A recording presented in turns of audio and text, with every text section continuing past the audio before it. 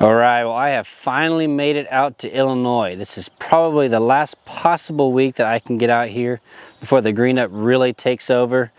It's greening up fast and I'm losing time really fast. So I have a pretty big property. I'm gonna spend the next 3.5 days really tearing apart. Fingers crossed, we can put together some puzzle pieces on an Illinois giant for this next fall.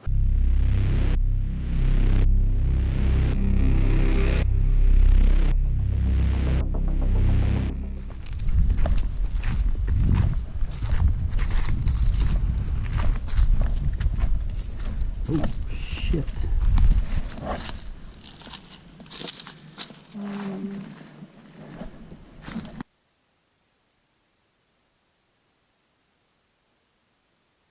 So we've spent the last couple hours really tearing apart this little section, this ridge here, and man, the side's been real spotty. We've hit or miss, been a lot of miss, but when we find them, we find really good pockets of it. And it tends to be very predictable. The bedding definitely is predictable. They're bedding on that top third in these ridges like they always do. They're finding a little small little shelves, little benches towards the top that they can bed on and see down at the bottom. And they're also bedding up against some cedar trees. And once we started making our way further back into the bottoms, kind of where I really wanted to get to, it really opened up, but you can tell that that grass is really going to grow back up and get thick and nasty. And boy, did we find an increase in scrapes, massive scrapes too, huge tracks. And we ended up jumping 3 deer, and one of them, they look like bucks. All 3 of them look like bucks. One of them for sure looked like a very nice deer, broad body, you know, big giant body. So more than likely we've got some really good buck movement in that little spot. And what's cool is it's, like I said, it's little pockets.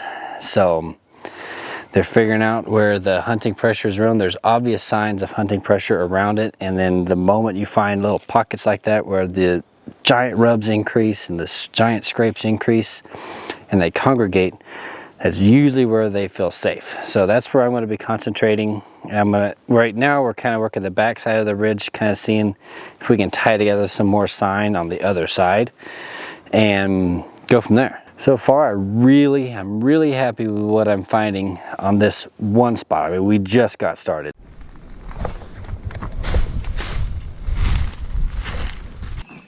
Let's see here.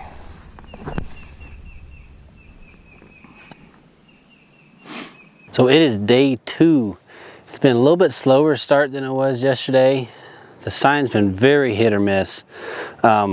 This location I was trying to get to today, a lot more difficult to get to, a lot steeper terrain, ridges than it was yesterday, and obvious signs of hunting pressure. So I'm not surprised by that.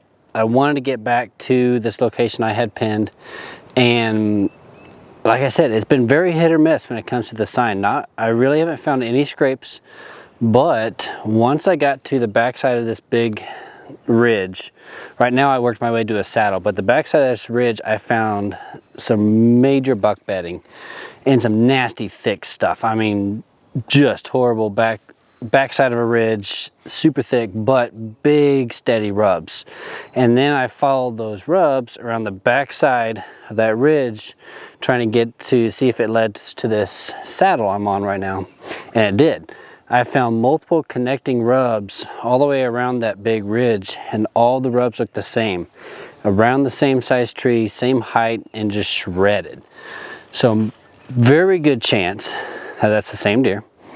He stayed right around the same elevation all the way around, you know, just below that top third of the ridge that we typically would want to be paying attention to. Sometimes the sparse sign usually is the bigger deer. He's trying not to give away his location quite as much. So there definitely is a good opportunity that this is a very nice deer.